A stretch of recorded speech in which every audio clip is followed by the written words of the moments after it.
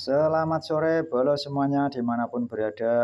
Sebelum saya berbicara tentang bagaimana cara membuat kompos dengan biaya murah, efektif dan higienis dan khasiatnya tidak kalah dengan pupuk-pupuk yang lain.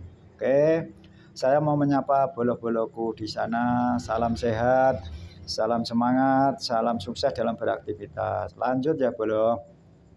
Bagaimana cara membuat pupuk kompos itu dengan biaya murah, efektif dan higienis, kayak gitu ya Bro. Yang pertama yang perlu kita siapkan yaitu bahan-bahannya sendiri.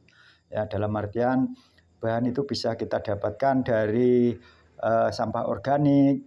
Ya, sampah organik itu termasuk kayak daun kering, terus rumput, sayuran, terus buah-buahan kayak gitu ya Bolo. Itu bisa kita jadikan bahan untuk kompos itu sendiri. Terus yang perlu kita siapkan bahan yang kedua yaitu kotoran hewan atau kotoran ternak kita, baik itu sapi, kambing ataupun ayam kayak gitu, itu bisa dijadikan bahan kompos itu sendiri.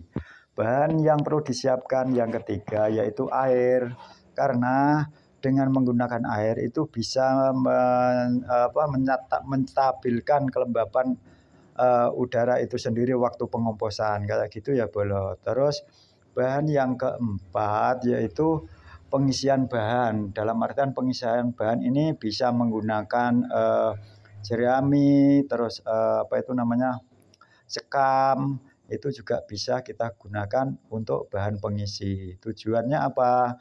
Bahan pengisi ini sendiri tujuannya untuk meningkatkan aerasi dan struktur kompos itu sendiri. Maksudnya aerasi itu ya kayak semacam oksigen lah.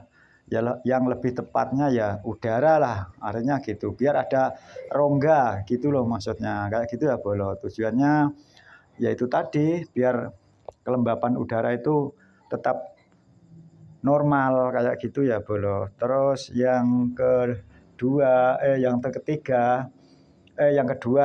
lupa saya. Yang kedua yaitu kita setelah penyiapan bahan-bahan dari kompos itu sendiri sudah siap semuanya, kita harus membuat lubang tanah. Lubang tanah itu berdiameter terserah ya, atau tergantung volume bahan kompos itu sendiri kayak gitu ya Bolo. Terus yang ketiga, yang terakhir yaitu setelah semuanya terkumpul dan kita masukkan ke dalam lubang, kita harus menutup dengan tanah. Alangkah baiknya itu memang kita harus menutup dengan tanah. Karena apa? Kalau ditutup dengan tanah itu proses penguraian atau penetralisiran bakteri itu sendiri lebih cepat. Kayak gitu ya Bolo. Kalaupun tidak ditutup dengan tanah ya tidak apa-apa, tapi biasanya yang paling atas ini tetap mengeras, tidak mau hajur atau tidak mau hancur kayak gitu ya.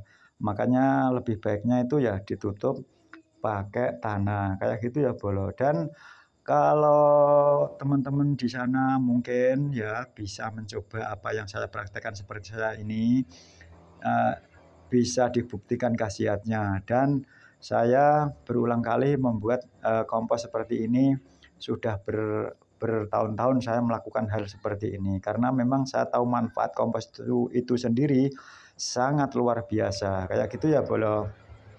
Sekian apa yang saya sampaikan, mudah-mudahan bisa bermanfaat. Dan kalau memang postingan saya ini dirasa bermanfaat, ada manfaatnya buat konco-konco atau bolo-bolo di sana, jangan lupa berlangganan supaya tidak ketinggalan info terbaru dari saya. Kayak gitu ya Bolo. Dan jangan lupa like, comment, and share. Oke, sekian.